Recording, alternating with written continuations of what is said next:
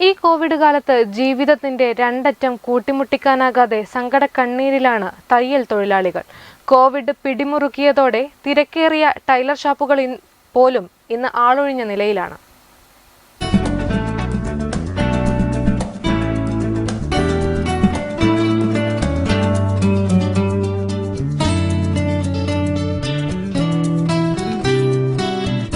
ജീവിതത്തിന്റെ രണ്ടറ്റവും തുന്നിച്ചേർക്കാനുള്ള കഷ്ടപ്പാടുകൾക്കിടയിലാണ് കോവിഡ് മഹാമാരി തയ്യൽ തൊഴിലാളികളുടെ ജീവിതം കണ്ണീരിലാഴ്ത്തിയത്. ഏതു നിമിഷവും തിരക്കിലായിരുന്ന തയ്യൽ കടകൾ മിക്കതും ഇന്ന് വിജനമായി കഴിഞ്ഞു.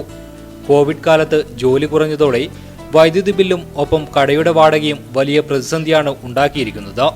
പല തൊഴിലാളികളും ഈ മേഖലയ്ക്ക് പൂട്ടിട്ട് മറ്റ് പല ജോലിയിലേക്കും തിരിഞ്ഞു കഴിഞ്ഞു. വിഷു, ഈസ്റ്റർ, ഓണം, പെരുന്നാൾ തുടങ്ങിയ ആഘോഷങ്ങൾ വന്നെത്തുമ്പോൾ തിരക്കിലായിരുന്ന തുന്നൽ തൊഴിലാളികൾക്ക് ഇന്ന് എല്ലാ ദിവസവും ഒരുപോലെയാണ്.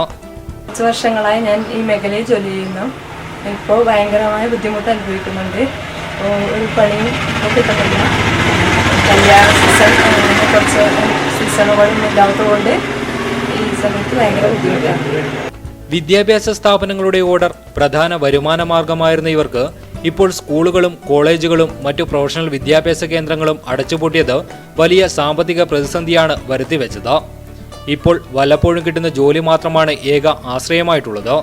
അതുകൊണ്ട് തന്നെ ഈ വിഭാഗത്തിൽ ജോലി ചെയ്യുന്ന തൊഴിലാളികൾക്ക് സർക്കാരും ബന്ധപ്പെട്ട വകുപ്പും ഇടപെട്ട് സഹായം അനുവദിക്കണമെന്ന് ടൈലേഴ്സ് അസോസിയേഷൻ കണ്ണൂർ ജില്ലാ പ്രസിഡന്റ് കാറമേൽ ബാലൻ പറയുന്നു. ഈ തൊഴിലിനെ മാത്രം ആശ്രയിച്ച് കഴിയുന്ന തൊഴിലാളികളെ സംബന്ധിച്ച് അവർ ഒരു രാവിലെ വന്ന് പണിയെടുത്ത് വൈകുന്നേരം വരെ പണിയെടുത്ത് കിട്ടുന്ന ആ കാശ് കൊണ്ട് ആ കുടുംബത്തെ പോറ്റേണ്ടുന്ന ഒട്ടനവധി തൊഴിലാളികളുണ്ട്. അവരെല്ലാം ഇന്ന് വലിയ പ്രതിസന്ധി എന്നാൽ വലിയ പ്രതിസന്ധി ആത്മഹത്യയുടെ വക്കിൽ നിൽക്കുന്ന ഒരു സ്ഥിതിയാണ്. നമുക്കറിയാം, കേരളത്തിൽ 3.5 ലക്ഷത്തോളം തയ്യൽ തൊഴിലാളികളും അവരെ ആശ്രയിച്ച് കഴിയുന്ന 10-15 ലക്ഷത്തോളം കുടുംബങ്ങൾ ഇന്ന് കേരളത്തിൽ ഈ തൊഴിലുമായി ആശ്രയിച്ച് കഴിയുകയാണ് ചെയ്യുന്നത്.